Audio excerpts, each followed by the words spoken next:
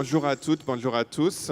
C'est un très grand plaisir pour moi d'animer cette première table ronde de l'événement Aux Arbres, organisé par la Fondation Maison du Monde, avec une thématique effectivement qui est chère effectivement à notre territoire, qui est celle effectivement du rôle des entreprises dans le domaine de la biodiversité, un rôle en fait qui se manifeste en particulier à travers la possibilité de tracer les produits qui sont vendus sur toute la chaîne d'approvisionnement et qui sont en lien aussi évidemment avec la communication vers les consommateurs qui sont de plus en plus sensibles et qui ont envie pour un nombre croissant effectivement d'exprimer leurs valeurs à travers leurs achats. Et donc on a la chance d'avoir une table ronde en fait avec des acteurs qui agissent au quotidien, des actrices, parce que pour une fois, effectivement, c'est plutôt les femmes qui sont en majorité dans cette table ronde, donc ça me fait aussi plaisir, évidemment.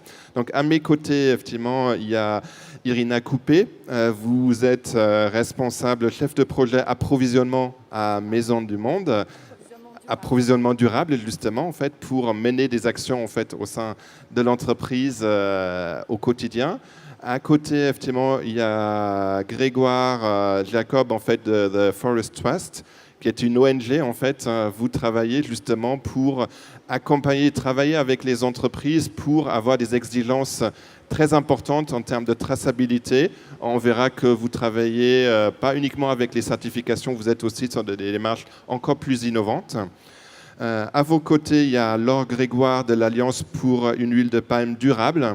Donc vous représentez plusieurs entreprises du secteur agroalimentaire surtout, mais pas uniquement, pour justement essayer de mobiliser les acteurs afin d'avoir effectivement un impact positif sur l'environnement. Donc vous travaillez beaucoup sur l'huile de palme, mais pas uniquement, vous élargissez aussi à d'autres thématiques, donc ça nous semble important aussi.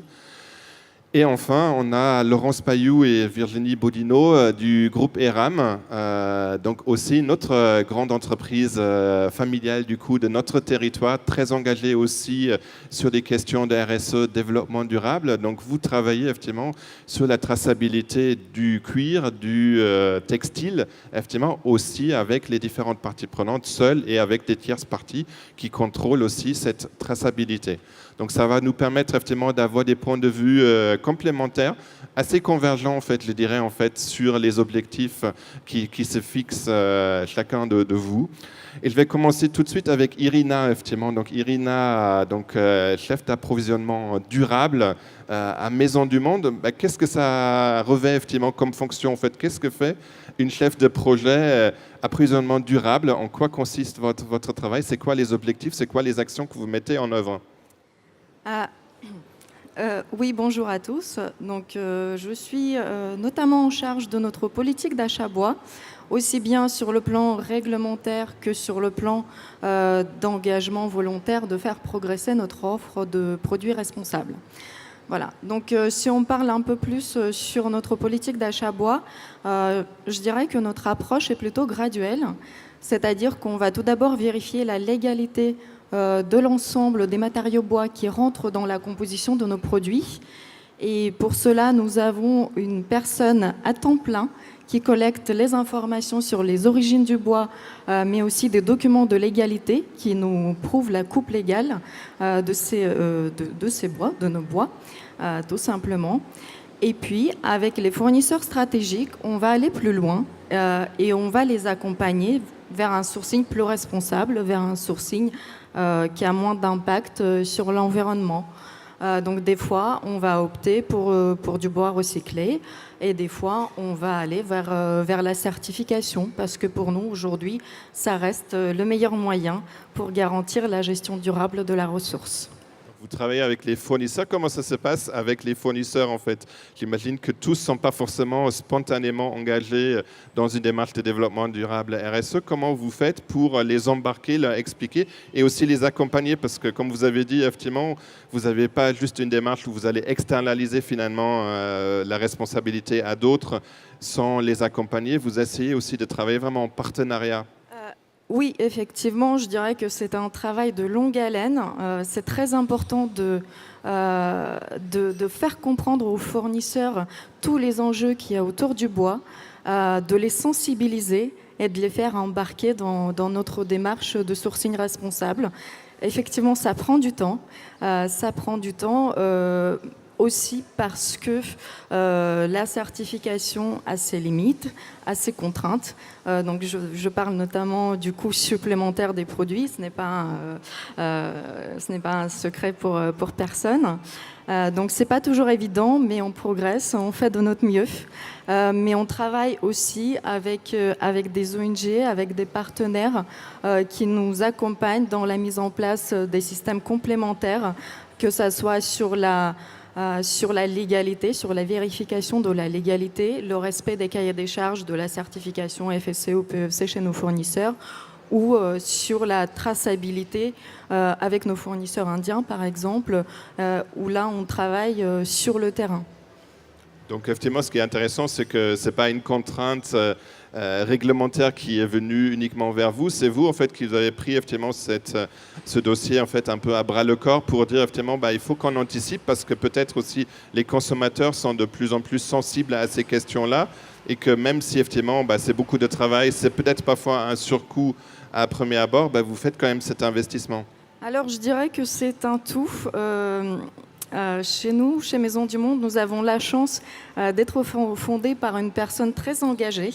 Donc toute cette démarche a été entreprise bien avant que le contexte réglementaire se resserre, je dirais. Mais effectivement, le fait que les consommateurs deviennent de plus en plus exigeants, qu'ils demandent de plus en plus les origines de leurs produits, ce qui est normal, ne fait que renforcer cette démarche qui est entamée depuis plusieurs années. Passer à Laurence et Virginie, en fait, parce que vous êtes dans un secteur très différent, le textile, les chaussures, le groupe Eram, effectivement, on connaît, mais finalement, vous avez une approche assez similaire, effectivement, où là aussi, vous commencez à vous interroger sur l'origine des matières premières que vous utilisez et vous essayez d'avoir aussi cette même traçabilité et ce même travail avec les fournisseurs. Alors c'est vrai que nous, on a eu une première approche qui était une approche déjà de connaître nos fournisseurs et nos fabricants. C'était la première étape avant de pouvoir démarrer la traçabilité des matières premières. Donc ça a été un travail qui a été structuré dans le temps, avec également de façon progressive, puisqu'effectivement ça nécessite d'avoir une stratégie, de partager cette stratégie avec nos fournisseurs, de l'expliquer en interne comme en externe, de s'appuyer sur des expertises et de faire monter en compétences et en connaissances donc l'ensemble de nos fournisseurs et de nos partenaires. De la même façon que vous, on a aussi avec nos partenaires des relations plus particulières sur lesquelles effectivement on a de toute façon l'objectif de les faire progresser. C'est-à-dire qu'aujourd'hui, quand on travaille avec nos fournisseurs et nos fabricants, on va plutôt parler de partenaires. On ne va pas non plus simplement faire appel à une tierce partie qui va donc réaliser un audit et une image à une date donnée. On va surtout les accompagner à progresser dans le temps, puisque le bénéfice finalement est un bénéfice pour nos propres sociétés, pour nos différentes enseignes, mais un bénéfice également pour le fabricant lui-même. Vous voulez ajouter quelque chose, Laurence ? Oui, alors nous, en fait, c'est vrai qu'on ne vend pas tout à fait les mêmes produits, mais dans la démarche, c'est exactement la même chose. C'est une volonté de répondre à une demande des consommateurs, une volonté de notre direction au départ, qui est une entreprise familiale. Donc c'est vrai que dans les entreprises familiales, au départ, peut-être que le souci de son environnement, au sens pas que nature, mais environnement sous toutes ses formes, on va dire que ça fait partie de l'ADN. Donc il y a une volonté forte de la direction au départ, les consommateurs qui demandent, et une conviction que pour durer et exister et rester dans l'écosystème tel qu'il évolue, on est obligé d'améliorer les conditions de fabrication de nos produits et assurer une plus grande transparence dans la manière dont nos produits sont conçus du tout début jusqu'à la fin. Après, il y a tout un tas d'étapes à franchir pour y arriver. Et comme Maison du Monde, il y a beaucoup de pédagogie, beaucoup de compétences à acquérir, du temps à passer, de l'ajustement sur le prix des produits. Enfin voilà, on est exactement dans les mêmes problématiques, avec en plus la particularité chez nous d'avoir plusieurs marques, Donc certaines sont très bien avancées comme Gémeaux, d'autres un peu moins et sont en train de profiter de l'expertise qui a été mise en place chez Gémeaux pour à leur tour progresser. Mais bon, l'union fait la force, donc on va y arriver, on est convaincus, mais bon voilà, c'est particulier. Donc, on peut aussi dire du coup qu'il y a des nouveaux métiers qui émergent. En fait, finalement, c'est des choses, comme vous l'avez très bien expliqué, que vous ne faisiez pas forcément il y a 20 ans. Donc, il y a un changement aussi. Comment, en fait, ça se traduit en termes de nouvelles compétences, nouveaux métiers, effectivement Est-ce que vous direz, en fait, il y a vraiment un métier, vous êtes effectivement en charge de la technique, de la qualité, mais aussi compliance. C'est peut-être quelque chose aussi qui est nouveau? Oui, c'est effectivement des fonctions qui émergent aujourd'hui avec la vraie volonté, avec la création effectivement de fonctions comme celle-ci, d'avoir une véritable expertise. Des expertises, c'est vrai qu'on en parle souvent avec Laurence, c'est des métiers très pointus qui demandent de connaître à la fois les réglementations en France, mais pas simplement, de les connaître aussi dans les différents pays de production.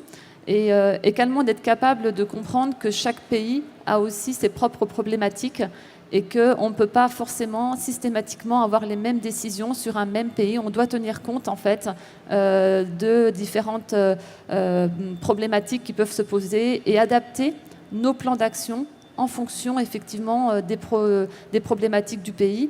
On avait, pour exemple, sur le Bangladesh, que tout le monde connaît bien, des problématiques de bâtiments, sécurité bâtiments, parce qu'effectivement, ils n'ont pas toujours été construits de façon stable. On a empilé les étages. Donc là, ça demande des experts qui soient capables de vérifier que le bâtiment est capable de tenir avec un certain poids. Il y avait une autre problématique, par exemple, sur le Bangladesh, qui est également la partie incendie. Et là, sur cette partie-là, on a mis en place ou travaillé avec directement, on a pris le parti de travailler directement avec les pompiers du Bangladesh et de mettre en place un partenariat avec eux. Donc c'est la première fois que ce partenariat et ce type on va dire, d'échange a été établi. Et l'idée, c'était vraiment de se dire, on n'est pas des donneurs de leçons, ils savent plein de choses et ils peuvent aussi, à travers leur propre expertise technique, montrer et accompagner leur propre pays à progresser. Et donc là, clairement, sur cette partie-là, ils nous ont appris à éteindre des feux et nous, on les a formés à faire de l'audit. Oui, c'est très intéressant, effectivement, cette volonté de s'associer à d'autres. Laure Grégoire, justement, les entreprises, peut-être parfois, ont du mal, effectivement, à faire face à cette complexité seule, d'où l'idée, effectivement, de s'associer à un moment donné et de créer peut-être des alliances entre des entreprises pour peut-être mieux comprendre le contexte, avoir des actions aussi un peu plus ambitieuses. Est-ce que vous pouvez nous expliquer un petit peu ce que vous faites dans votre alliance? Oui, alors c'est l'idée de l'Alliance pour l'huile de palme durable. Donc on réunit des entreprises du secteur agroalimentaire et cosmétique qui font déjà l'effort au sein de leur politique d'approvisionnement de s'approvisionner en huile de palme issue de la filière durable à 100%. Mais pour aller au-delà de l'entreprise, de l'engagement individuel de l'entreprise, elles se sont fédérées. Donc on compte une dizaine d'entreprises au sein de l'Alliance pour faire pression plus fortement, puisqu'on est plus nombreux, auprès des acteurs de nos chaînes d'approvisionnement, donc les raffineurs, les planteurs. Ça peut concerner aussi les pays producteurs et pour leur demander de durcir, enfin porter nos exigences pour que la filière durable soit encore plus dure, on va dire. Donc finalement, c'est un peu contre-intuitif en fait, parce que souvent, quand on parle effectivement de lobbying, en fait, on va plutôt penser que les entreprises vont demander aux États d'avoir des réglementations moins strictes. Vous, les actions que vous menez dans vos entreprises et ce que vous faites aussi au niveau de votre alliance, c'est un peu le contraire en fait. Vous demandez justement à ce qu'effectivement il y ait un contrôle plus strict, peut-être effectivement pour faire avancer les enjeux environnementaux et avoir effectivement un outil très concret aussi pour lutter contre la déforestation. Oui, exactement. Les critères qu'on porte généralement dans nos opérations, ou les travaux qu'on effectue, ça va être par exemple de demander à ce qu'il y ait une plus grande protection des forêts, qui est le respect des droits des travailleurs, que l'habitat, les espaces naturels des animaux soient mieux préservés. Donc c'est tout un tas de critères qu'on porte auprès de nos raffineurs, nos producteurs, auprès desquels on s'approvisionne, les pays producteurs, et puis également les organismes de certification. Dans la filière de l'huile de palme, c'est l'organisme, c'est l'ARSPO. Il y en a d'autres, mais l'ARSPO est celui qui est le plus légitime et le plus important. Donc on fait aussi pression sur l'ARSPO. On participe à un groupe de réflexion, un groupe de travail pour faire évoluer ces principes et critères. Donc c'est un travail en cours et c'est tout un tas d'exigences qu'on porte actuellement. Grégoire Jacob, en fait, vous êtes une ONG, en fait, The Forest Trust. Donc, vous travaillez notamment avec Maisons du Monde, notamment effectivement sur l'Inde. Est-ce que vous pouvez nous expliquer effectivement pourquoi vous, comme ONG, vous avez fait le pari effectivement de travailler avec le monde économique, où là aussi, en fait, on pourra se dire, ces deux acteurs qui n'ont pas toujours les mêmes intérêts. Vous avez fait ce choix effectivement de travailler avec les entreprises et notamment Maisons du Monde. Alors, en effet, pour nous, ce qui est important, c'est de travailler avec les entreprises parce qu'on part du principe que les entreprises ont un vrai pouvoir d'innovation. Elles ont la capacité de faire changer les choses sur le terrain. Elles sont souvent plus agiles que les pouvoirs publics. Ça peut être complémentaire, bien évidemment, mais souvent, elles vont être pionnières. Et ce qui est intéressant pour nous, c'est quand on va travailler avec des entreprises, c'est de travailler avec des entreprises qui ont des valeurs fortes, qui vont s'engager et qui n'ont pas peur, on va dire, d'affronter les sujets qui peuvent être délicats parfois parce qu'on parle de déforestation, on parle de biodiversité, on parle de respect des populations. Et c'est vrai que ça peut être compliqué parfois pour les entreprises d'être confrontées à ce type de problème. Et ce qui est intéressant avec la Société Maisons du Monde, c'est que justement, ils n'ont pas eu cette appréhension de se dire, par exemple, en Inde, il n'y a pas de certification. Est-ce qu'on se retire du pays parce qu'il n'y a pas de certification ou est-ce qu'on trouve des solutions innovantes? Et donc on a mis en place ensemble des solutions innovantes qui permettent justement d'apporter des garanties à la fois pour Maisons du Monde en termes de sourcing et aussi pour les consommateurs de Maisons du Monde qui vont avoir sur les produits un QR code. Et avec ce QR code, en fait, ils vont le flasher et donc ils vont pouvoir découvrir l'histoire complète du produit à chaque commande et par produit. Donc ça a permis, grâce justement à ce type d'échange, de collaboration et de difficultés qu'on rencontrait, de mettre en place des systèmes innovants qui permettent après de porter toute la filière et de mettre en place des standards beaucoup plus élevés, ce système de QR code justement et ces garanties qu'on apporte aux consommateurs. Finalement, vous allez même au-delà en fait, de ce que font les certifications avec cette innovation. Irina, vous pouvez nous dire en fait, un petit peu ce QR code. J'imagine que ce n'est pas facile à mettre en œuvre, mais ça donne une garantie effectivement supplémentaire aux consommateurs. Allô, allô. Oui, effectivement, je dirais que la certification a ses limites, aussi bien sur le plan de la robustesse, mais aussi sur le plan de la disponibilité. C'est le cas notamment de nos bois indiens avec lesquels on fabrique la majorité de nos produits. Je parle du manguier, du chicham. Donc ces bois n'existent pas en certifié. Et c'est là où nous avons fait appel au TFT pour mettre en place un système un peu sur mesure qui nous permet à la fois de garantir la traçabilité de nos ressources, mais aussi de raconter une belle histoire aux consommateurs. Et donc juste pour vous expliquer comment ça marche, on est sur un système un peu classique, c'est-à-dire qu'on va demander au fournisseur de bien séparer les flux, on va lui demander de bien tenir des registres pour s'assurer de la légalité, de la traçabilité de la ressource. Donc on va d'abord le faire chez notre fournisseur direct, puis on va remonter chez son fournisseur à lui, et ainsi de suite jusqu'à ce que toute la chaîne soit certifiée, soit tracée. Une fois que c'est fait, le fournisseur va pouvoir apposer ce fameux QR code sur son produit. Et si aujourd'hui on se permet de parler, de vendre cette garantie à 100%, c'est parce qu'effectivement chaque commande et chaque produit sont audités par TFT avant l'expédition. Et quand vous dites non, c'était absolument pas facile à mettre en place. Quand on intègre un nouveau fournisseur dans ce programme, cela nous prend entre 1 an et 2 ans avant de sortir un premier produit tracé. Je vous laisse imaginer le travail que ça représente, le travail qui consiste avant tout en faire comprendre les enjeux aux fournisseurs. Et c'est ça qui est plus dur. Mais une fois que c'est fait, on peut voir de très belles choses.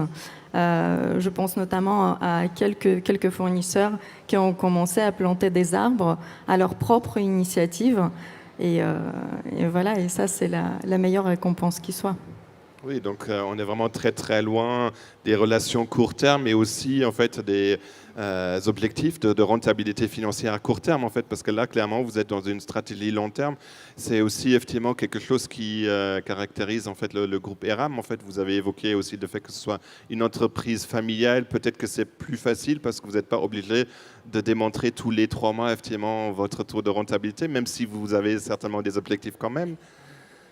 Effectivement, une entreprise a la caractéristique de toujours voir long terme. Je vous rassure, comme dans n'importe quelle entreprise à peu près bien gérée, on a aussi des objectifs plus court terme. Ce serait mentir que de dire le contraire. Après, c'est vrai que dans l'ADN, encore une fois, mais ce n'est pas spécifique aux entreprises familiales, on a la volonté de construire des partenariats avec nos fournisseurs parce que c'est la seule manière, de toute façon, d'arriver à avancer sur des sujets comme cela. Le temps, quand on passe 1 à 2 ans à construire une démarche avec un fournisseur, c'est pas pour le virer la 3e année. Enfin, je dis les choses franchement. Donc, on construit quelque chose. C'est pas de la rationalisation, c'est de la construction d'un parc fiable sur lequel on peut s'appuyer pour avoir une démarche globale cohérente. Voilà. Et tout le monde grandit ensemble et sur du long terme, oui, effectivement, c'est le but. J'imagine que c'est aussi un facteur d'innovation en fait, parce que c'est aussi dans la confiance qu'on va pouvoir développer des nouvelles matières. Tout à fait. C'est tout à fait les partenariats aujourd'hui que nous construisons avec nos fournisseurs. C'est effectivement la première étape, c'est de les faire monter en compétences. Et le fait effectivement d'avoir un partenariat fort, clairement, ça les apporte à avoir beaucoup plus de transparence avec nous et nous apporter de l'innovation, que ce soit sur leurs pratiques de fabrication, sur leur façon de calculer leur prix, sur leur aussi filière d'approvisionnement des matières. Et ça, c'est vraiment quelque chose qu'on construit. Et là, on est complètement d'accord avec vous. Ça met du temps parce que la confiance, c'est pas quelque chose qui se déclare, c'est quelque chose qui se gagne. Et c'est de part et d'autre. Par contre, c'est extrêmement intéressant et valorisant, à la fois pour les équipes en local, à la fois pour notre groupe qui a toutes ces valeurs familiales, de pouvoir construire et porter ce message auprès de nos fournisseurs et de nos collaborateurs. Oui, ça donne du sens. Est-ce que vous avez une idée, même si c'est peut-être aussi confidentiel, effectivement, sur les consommateurs, notamment les fameux QR codes effectivement, que vous avez créés? Est-ce que c'est utilisé? Est-ce qu'il y a des consommateurs qui viennent dans le magasin, effectivement, après, flashent le code pour se renseigner justement sur l'origine des produits? Alors, je dirais que les chiffres sont bons. Après, ça n'a jamais été le but premier de ce projet. Nous l'avons fait surtout pour assurer le sourcing plus responsable et puis apporter notre petite pierre à l'édifice de la préservation des forêts. Oui, je voulais ajouter, sans dévoiler des chiffres internes plus à Maison du Monde, justement avant j'ai regardé le taux de connaissance un petit peu des certifications, mais une connaissance fine, c'est-à-dire des fois on voit un logo, on l'a déjà vu, mais après c'est qu'est-ce qu'il y a derrière ce logo, qu'est-ce qu'il y a derrière cette certification. Donc c'est assez dur de trouver des données, mais j'ai trouvé aux États-Unis, apparemment il y a 10% des consommateurs qui comprennent le logo commerce équitable et qui savent expliquer ce qu'il y a derrière. Et là, par rapport à ce système de QR code, on est à des taux d'utilisation bien au-delà.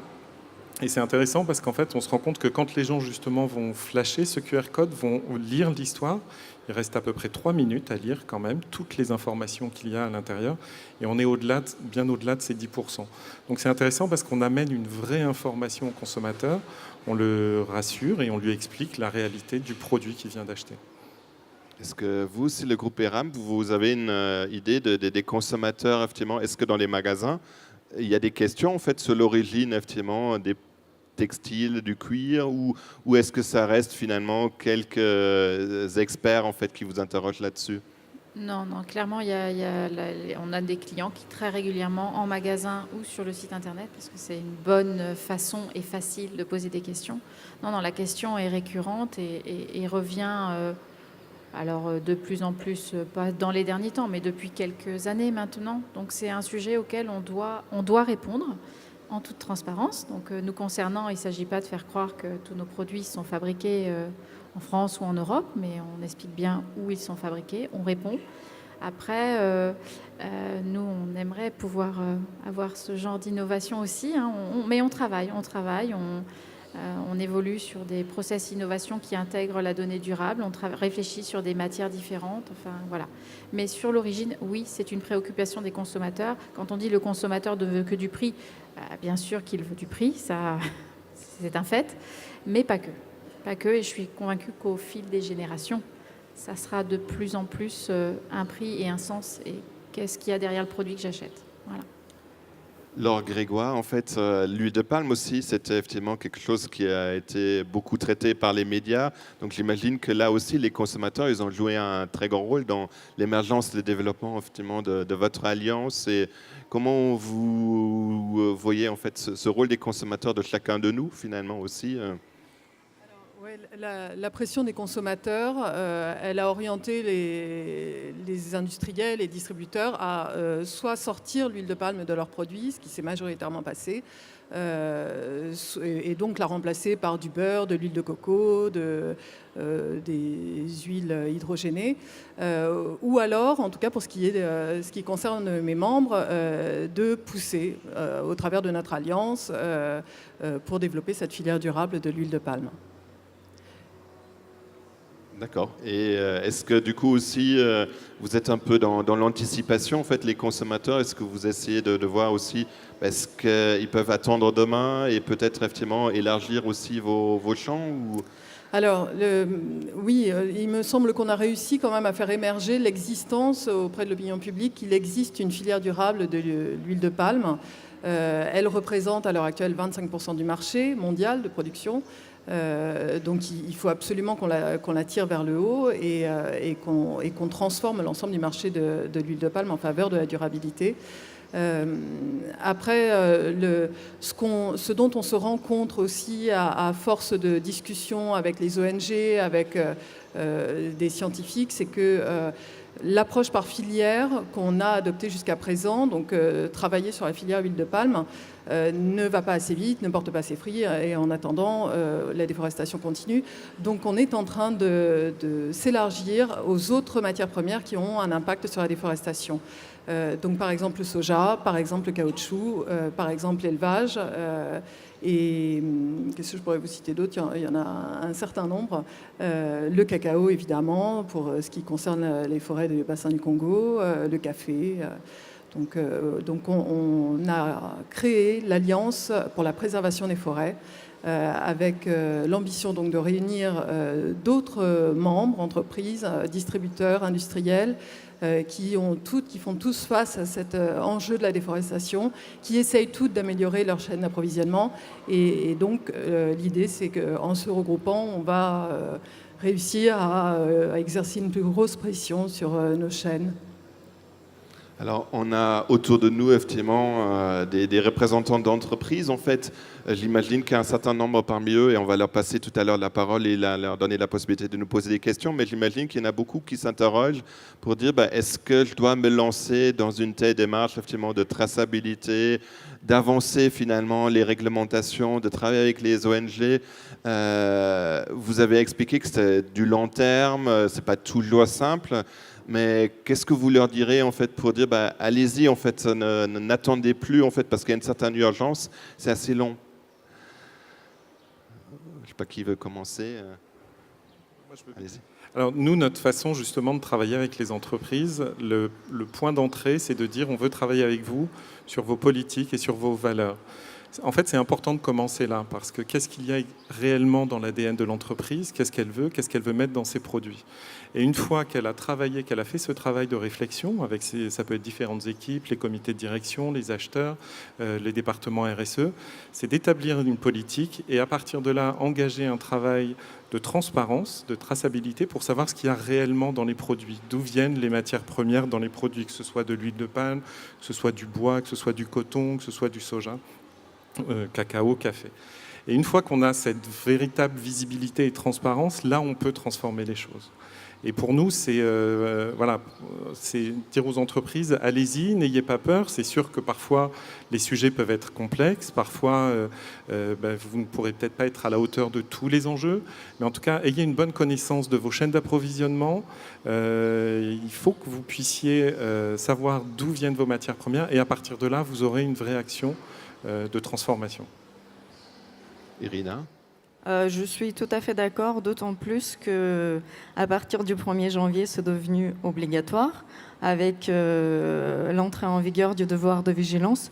Donc maintenant, toutes les entreprises de plus de 5000 salariés sont dans l'obligation de connaître leur chaîne d'approvisionnement et de maîtriser les risques liés à leurs matières premières, liés à leurs fournisseurs, tout simplement.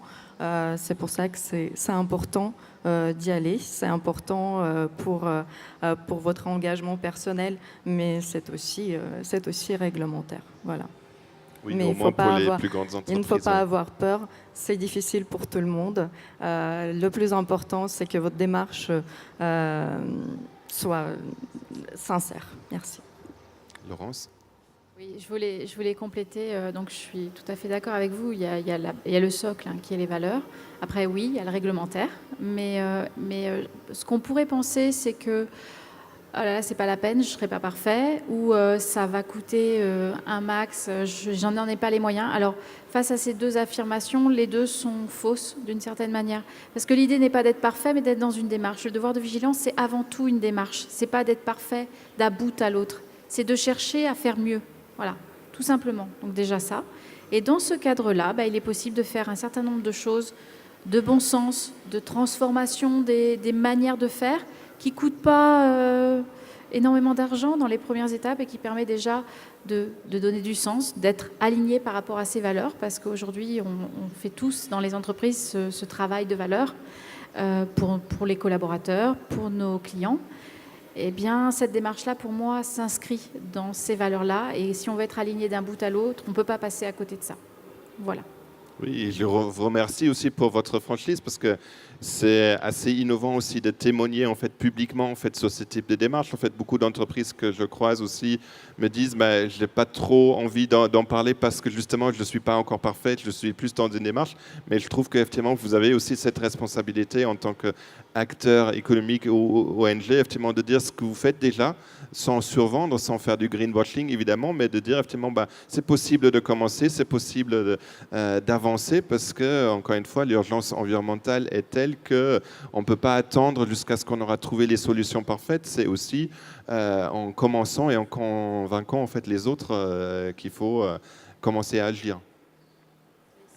C'est participer plutôt que subir quelque chose qui de toute façon arrivera. Voilà. Donc sur le devoir de vigilance, c'est ça. C'est en ayant pensé un petit peu à répondre aux attentes des collaborateurs, des clients, on commence à travailler le sujet avant.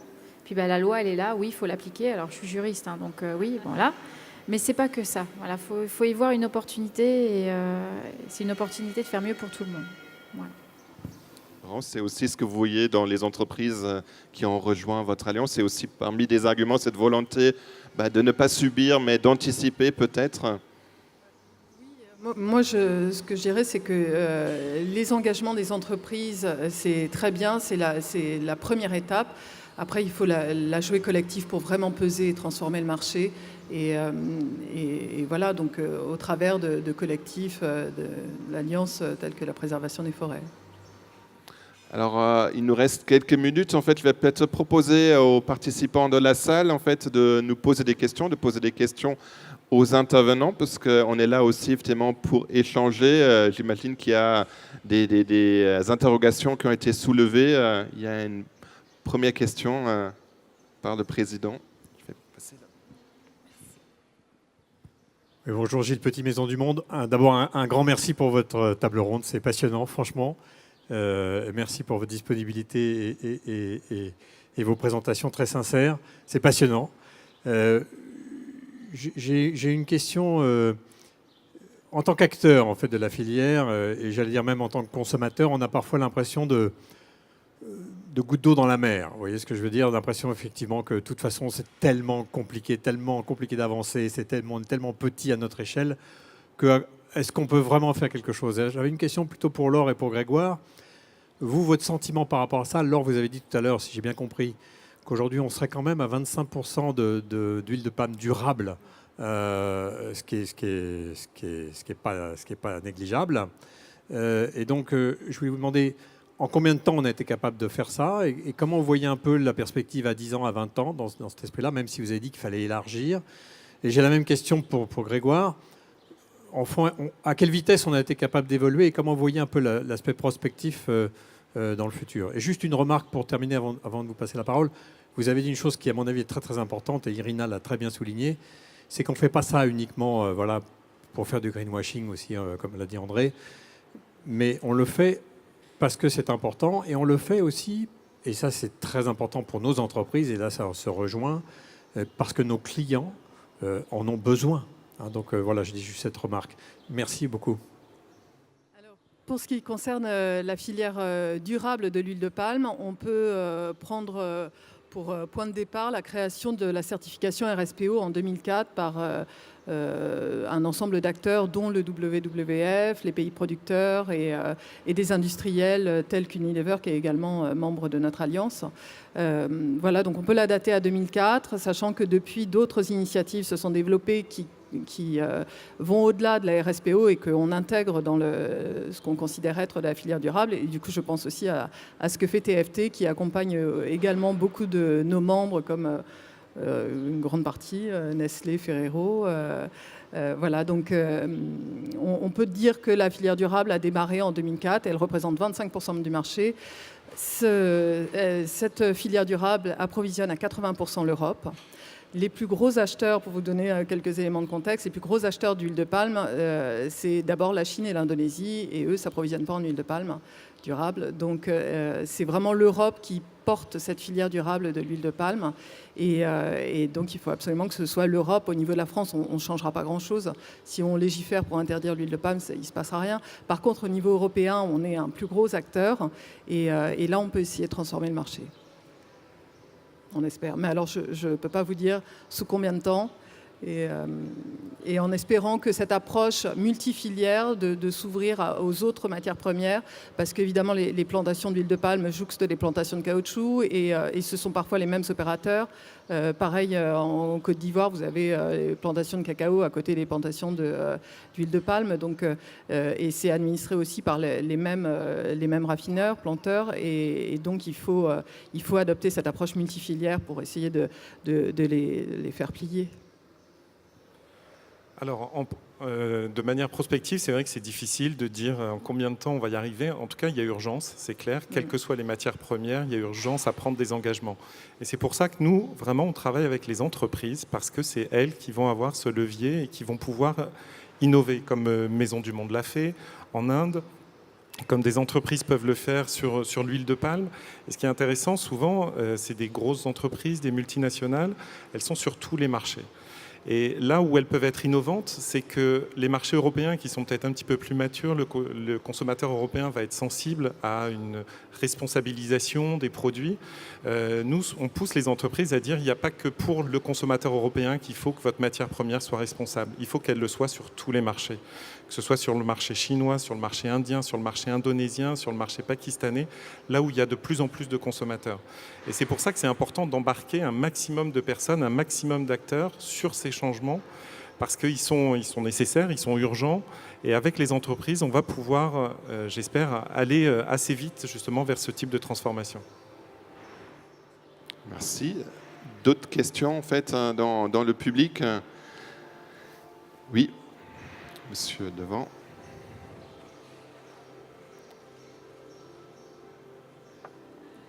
Oui, bonjour, Aurélien Sautière d'FSC France. Non, je voulais simplement compléter ce que vous disiez sur l'huile de palme, c'est exactement ça, c'est-à-dire que la certification, c'est des outils. On a l'outil FSC qui est peut-être imparfait sur certains points, et que ça peut être complété par le travail comme fait TFT, qui est à mon avis un complément de ces certifications, qui sont quand même le matelas, à mon avis, un peu indispensable. On ne peut pas tout avoir certifié, j'entends qu'en Inde, c'est pas forcément évident. Faut qu'on avance ensemble pour qu'on en ait de plus en plus. Mais effectivement, je crois qu'il y a un travail complémentaire entre les certifications et des organisations comme TFT qui permettent d'assurer aussi des traçabilités où on n'a pas toujours la certification. Voilà, c'était juste ce commentaire. Pas de questions.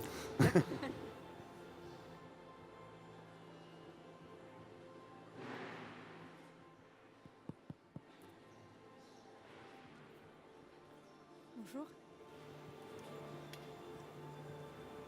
Oui, j'ai une question particulièrement pour Maisons du Monde et le groupe ERAM.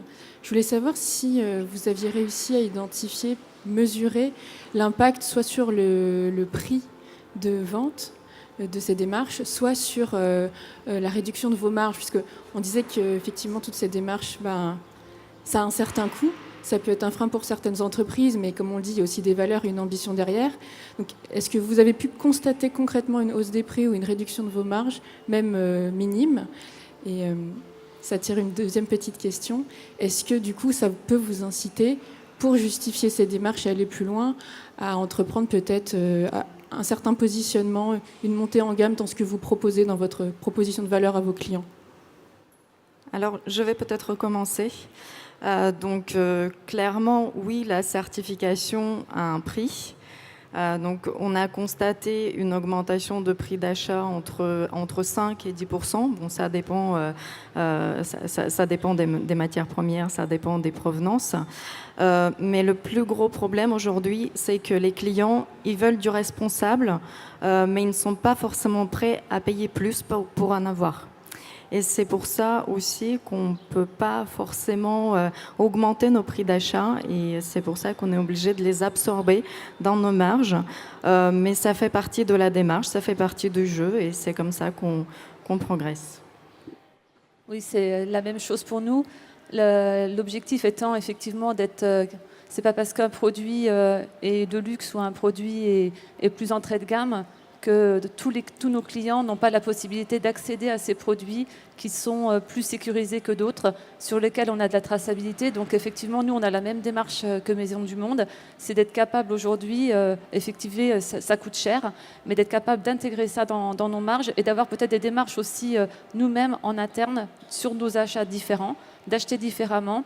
Et on voit qu'effectivement, on a des leviers possibles qu'on n'avait pas forcément imaginé jusqu'à présent. Ça crée aussi d'innovation dans nos propres systèmes d'achat. Donc ça, c'est aussi très intéressant.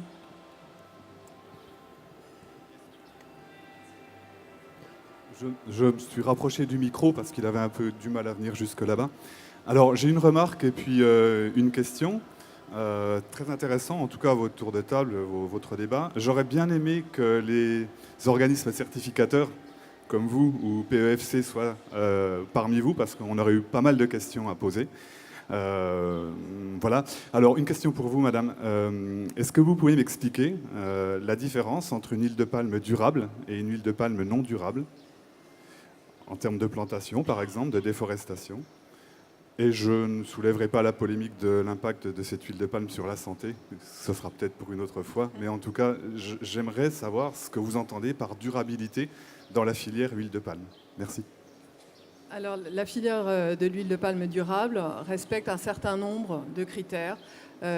Donc, on ne touche pas, dans la filière durable, on ne touche pas aux forêts primaires, on n'assèche pas les tourbières, on ne fait pas de culture sur brûlis.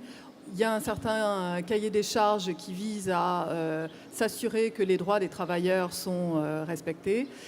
Ceci étant, il y a évidemment des imperfections et c'est vrai que c'est la tendance du moment de critiquer beaucoup les certifications, mais moi je ne représente pas la certification dans l'huile de palme RSPO. Je suis pas, on est indépendant de la RSPO et on fait aussi nos critiques vis-à-vis de la RSPO. Mais ce qu'il faut dire, c'est que la certification, elle est nécessaire. Si vous voulez, quand vous appelez Nestlé ou Ferrero, qui sont parmi nos membres, Vous faites du RSPO, vous faites aussi ce partenariat avec TFT pour avoir une plantation une traçabilité jusqu'à la plantation parfaite et un certain nombre de garanties. Vous avez ensemble avec TFT et Nestlé et Ferrero lancé un système pour vérifier par satellite avec Airbus, vérifier qu'il n'y a pas de départ de feu sur la plantation sur laquelle il s'approvisionne. Bon, ça, c'est des systèmes parfaits. Après, quand vous êtes une petite PME ou une PME moyenne et que vous voulez que l'huile de palme que vous mettez dans vos produits elle soit un minimum respectueuse de l'environnement, la solution, c'est RSPO à l'heure actuelle, enfin la certification. Et donc, évidemment, pour ce qui est de la RSPO, elle est imparfaite. Il y a Amnesty International l'a montré il y a 18 mois avec un rapport qui montrait qu'il y avait des abus sur les droits humains dans les plantations certifiées RSPO.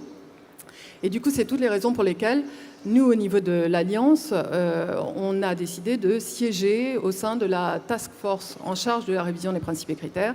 Donc, c'est un exercice qui se passe tous les 4 ans pour les RSPO. Donc, tous les 4 ans, elle révise ses principes et critères. Et donc, nous, on fait du lobbying pour porter un certain nombre de critères, parmi lesquels on demande la protection des forêts secondaires, c'est-à-dire que sur la base d'un outil qui s'appelle la méthodologie HCS, et je regarde Grégoire parce que HCS a été développé avec le TFT, c'est le TFT, Nestlé et Greenpeace qui ont développé cet outil HCS, qui va mesurer la part de forêt qu'il convient de conserver, si vous voulez. Donc il y a les forêts primaires, très bien, que la RSPO conserve, c'est super, sauf que maintenant il en reste quand même plus beaucoup. Et donc avec la méthodologie HCS, on prend en compte une plus large part de la forêt qu'il convient de préserver, parce qu'elle est importante en termes de biodiversité et puis sa valeur en carbone. Et voilà, donc l'intégration de la méthodologie HCS. Donc, on essaye d'imposer ça à la RSPO dans ses principes et critères. C'est un processus qui est en cours. Ça fait 1 an qu'on siège à Kuala Lumpur tous les 3 mois dans des réunions. On aura le verdict à l'automne, puisque la nouvelle version des principes et critères de RSPO sera votée à l'Assemblée générale. Si elle évolue dans le bon sens, tant mieux. Si on reste sur ce qu'est la RSPO à l'heure actuelle, ce sera certainement compliqué, parce qu'on voit de plus en plus d'entreprises qui vont vers d'autres alternatives à la certification, et notamment l'accompagnement avec TFT pour ce qui est de la filière durable de l'huile de palme, parce que TFT a une grande expertise dans ce domaine-là. Merci. Il nous reste une dernière question et ensuite, je vais demander à chacun parmi vous de dire un mot de la fin, mais vraiment très bref, effectivement, pour conclure. Donc, dernière question ici devant. Peut-être que vous pouvez... Ou là. Vous pouvez échanger ensuite d'une façon plus informelle. On aura toute la journée.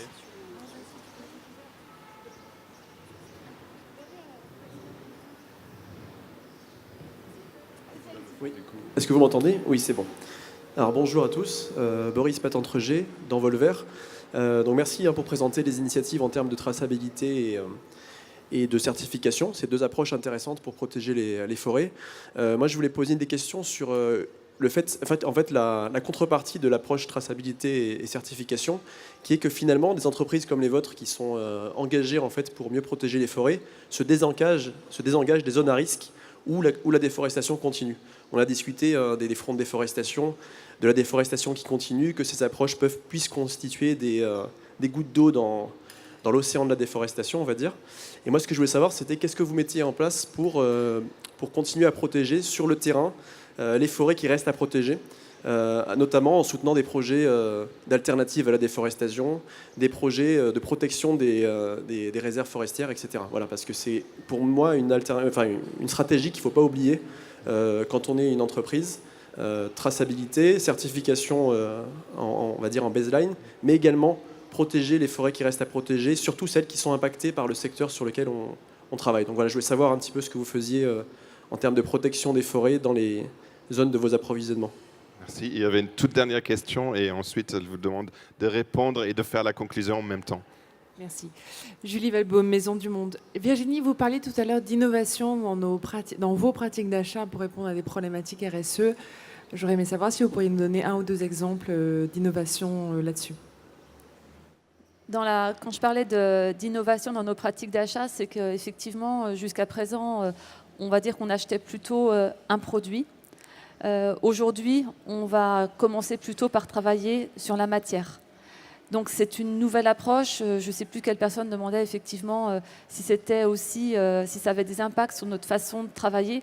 Oui, puisque notre clé d'entrée aujourd'hui n'est plus la même que celle que nous avions jusqu'à présent. Et on voit très bien, et Maisons du Monde en parle aussi très bien, c'est aujourd'hui cette clé de la matière, c'est celle qu'on doit traiter en priorité. Savoir effectivement comment on va demain établir nos stratégies entre les matières durables, les matières bio, etc. Donc tout ça change le modèle économique. Et Laurence en parlait, ça fait aussi partie des valeurs. Comment en fait demain on va s'inscrire, nous, dans cette, même à notre niveau, dans cette nouvelle stratégie. On va apporter petit à petit en fait notre petite participation. Et je pense que si toutes les sociétés commençaient aussi à travailler de cette façon, on pourrait avancer, mais c'est un collectif, c'est dans le temps, mais c'est quand même aussi une démarche structurante pour les entreprises, et ça, il ne faut pas le négliger. Laurence, Alors, ces mots de la fin en même temps. Ah, le mot de la fin, d'accord.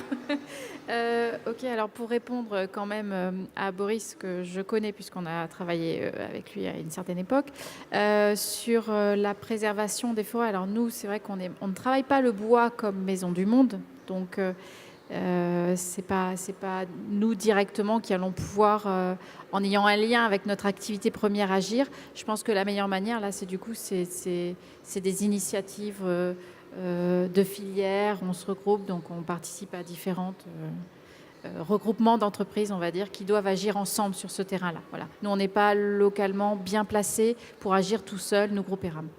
Voilà. Mais évidemment que c'est un sujet important et qu'il faut l'adresser. Après, le mot de la fin, ce que je veux dire, c'est que, sur tout ce sujet-là, la traçabilité, le devoir de vigilance, tout ça, c'est pas une contrainte. Enfin, c'est une contrainte, bien sûr, mais ça n'est pas que ça. Ça répond à un besoin de nos consommateurs, de nos collaborateurs qui sont consommateurs, et une évolution des mentalités par rapport à notre environnement qu'on a laissé de côté pendant des années. Voilà, notre environnement au sens large. Donc, je pense qu'il ne faut pas voir ça sous l'angle contrainte, réglementaire. Si ça n'était que ça, on le ferait, mais pas bien, pas dans le bon sens. Moi, je suis là je suis directrice juridique, mais je ne suis pas là que pour le réglementaire, sinon je n'aurais pas de place autour de cette table. Mon métier évolue vers des choses aussi plus compliance, éthique.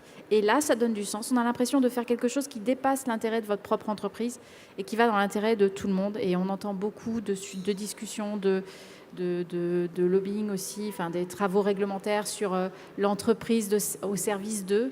Voilà, on est dans une dynamique qu'il faut alimenter. Et chacun, avec sa petite goutte d'eau, son petit travail, alimente cette démarche globale. Voilà. Merci. On arrive vraiment à la fin, donc je vais vous demander d'être très bref dans vos mots de fin et réponses. Moi, ce sera assez simple, c'est de dire que les engagements individuels des entreprises, c'est très bien, mais que maintenant, il faut la jouer collectif et se fédérer pour pouvoir faire basculer le marché et en faveur de la préservation des forêts. Un mot rapide, c'est face à l'urgence. Je pense que chacun a un rôle à jouer, que ce soit des ONG activistes qui nous alertent, des gens sur le terrain, des entreprises. Il y a des solutions innovantes à mettre en place, on le voit. Il y a urgence, mais on peut tous y arriver ensemble, je pense. Merci. Et juste pour répondre à la question de Boris, concernant la préservation des forêts, je voulais juste préciser qu'en parallèle de tout ce travail sur la traçabilité de nos propres matières premières, il y a tout un travail qui est fait par notre fondation, qui a été lancée l'année dernière. Aujourd'hui, nous sommes à 21 projets dans 8 pays. Et si vous avez plus de questions sur le sujet, n'hésitez pas à aller voir Lisa, qui est au premier rang. Voilà, merci Lisa. Donc, pour avoir plus d'informations sur les projets qu'on soutient dans les pays du Sud. Voilà. Et en mot de la fin, bien sûr, n'hésitez pas, allez-y, il existe des solutions. N'hésitez pas à les mixer, n'hésitez pas à compléter les certifications avec des projets terrain. Et puis, comme ça, on y arrivera tous ensemble, on peut y arriver. Merci. Un grand merci à vous, participants de cette table ronde, et à vous, le public. Effectivement, je pense qu'on a senti une belle énergie, une belle envie de faire, en fait, de commencer à agir. Certainement, c'est pas parfait. Il reste encore beaucoup de choses à innover, effectivement, pour l'avenir. Mais je pense que c'est ça aussi qui est la caractéristique ici sur notre territoire. Effectivement, cette capacité des différents acteurs de travailler ensemble, acteurs publics, privés, ONG, entreprises, à un moment donné, pour se fédérer, pour commencer, lancer des choses. Et c'est effectivement ça aussi qui fait effectivement l'intérêt de l'événement aux arbres lancé par la Fondation Maison du Monde. Je tiens de nouveau à remercier effectivement d'avoir donné cette occasion d'aborder ces sujets vraiment fondamentaux et de montrer qu'une dynamique existe et tout le monde peut la rejoindre. Donc un grand merci, et on aura tout au long des 2 journées d'excellents échanges encore, plein de découvertes. Donc excellente journée et merci à tous.